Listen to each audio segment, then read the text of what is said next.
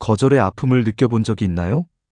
관계를 맺으려고 했는데 우정이든 연애든 잘 풀리지 않아 이유를 고민한 적이 있을 것입니다. 여러분께 한 가지 진실을 전하고자 합니다. 거절은 종종 하나님의 보호하심입니다. 하나님께서는 여러분이 상처를 입거나 영적인 침체에 빠지지 않도록 문을 닫고 길을 막으실 때가 있습니다. 성경은 요한계시록 3장 7절에서 주님이 문을 닫으시면 아무도 열 수 없고 여시면 아무도 닫을 수 없다고 말씀하십니다. 중요한 것은 이런 순간이 하나님의 보호하심임을 알아차리는 것입니다. 선택받은 여러분은 누구와도 쉽게 짝지어질 수 없습니다.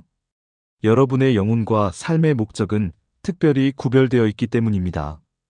여러분이 하나님을 매일 진심으로 찾으며 좁은 길을 걷고 있을 때 관심을 가진 상대방은 반대 방향으로 가고 있을 수도 있습니다.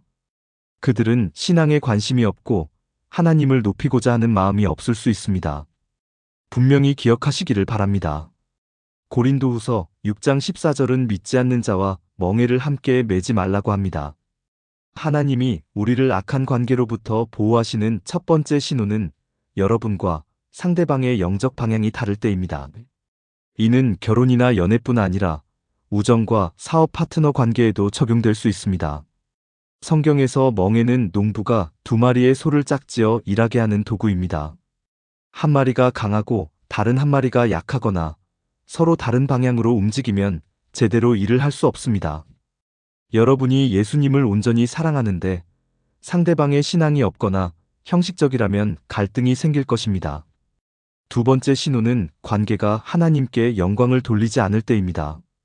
고린도전서 10장 31절은 먹든지 마시든지 무엇을 하든지 다 하나님의 영광을 위하여 하라고 합니다. 여러분의 관계가 육신적인 욕망이나 세상적 즐거움, 죄에 뿌리를 두고 있다면 올바른 길이 아닙니다. 세 번째 신호는 상대방이 계속해서 전 연인이나 과거의 관계를 언급하는 것입니다. 이사야 43장 18절은 이전 일을 기억하지 말며 옛날 일을 생각하지 말라고 말씀합니다. 과거에 얽매인 사람은 새 관계에 상처를 가져올 가능성이 높습니다. 네 번째 신호는 반복적인 약속 취소나 무성의한 태도입니다. 진정한 관심이 있는 사람이라면 시간을 함께 보내고 소통하는 것을 원합니다. 상대방이 지속적으로 약속을 어기거나 무성의하게 행동한다면 진심으로 여러분과 관계를 원하지 않을 수 있습니다. 다섯 번째 신호는 초기 단계에서 잦은 다툼이나 갈등입니다. 아모스 3장 3절은 두 사람이 뜻이 같지 않은데 어찌 동행하겠느냐라고 말합니다. 초기부터 다툼이 자주 있다면 관계에 근본적인 문제가 있다는 것입니다. 하나님께서 원하시는 관계는 평화와 연합을 포함합니다. 여섯 번째 신호는 성령님의 경고입니다. 때로는 성령님께서 설명하기 힘든 불편함, 불안을 통해 경고하십니다. 성경 말씀이나 설교가 지속해서 어떤 관계를 경계하게 한다면 무시하지 말고 주의하시기 바랍니다.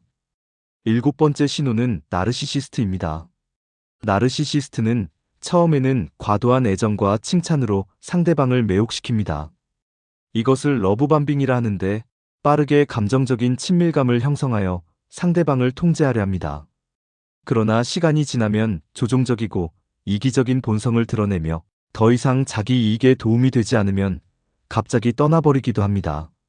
고린도전서 13장이 설명하는 참된 사랑은 오래 참고 친절하며 자기중심적이지 않지만 나르시시스트의 사랑은 교만과 통제욕에서 비롯됩니다. 과도한 칭찬과 즉각적인 친밀감, 책임 회피, 갑작스러운 기분 변화, 무정한 결별 등이 이들의 특징입니다. 하나님의 택하심을 입은 여러분, 기억하십시오. 하나님께서 악한 관계로부터 당신을 보호하시는 것은 사랑의 표현입니다. 내 생각과 다른 거절과 헤어짐이 아플 수 있지만 그것은 하나님께서 이끄시는 선한 길로 나아가길 위한 과정입니다. 하나님은 여러분의 부르심과 목적에 맞는 사람들과 함께하도록 삶을 인도하십니다. 하나님은 절대 후회하거나 실수하지 않으십니다. 하나님은 늦지 않으시며 항상 여러분에게 하나님의 때를 허락하십니다. 하나님 아버지를 온전히 신뢰하는 여러분들이 되시기 바랍니다.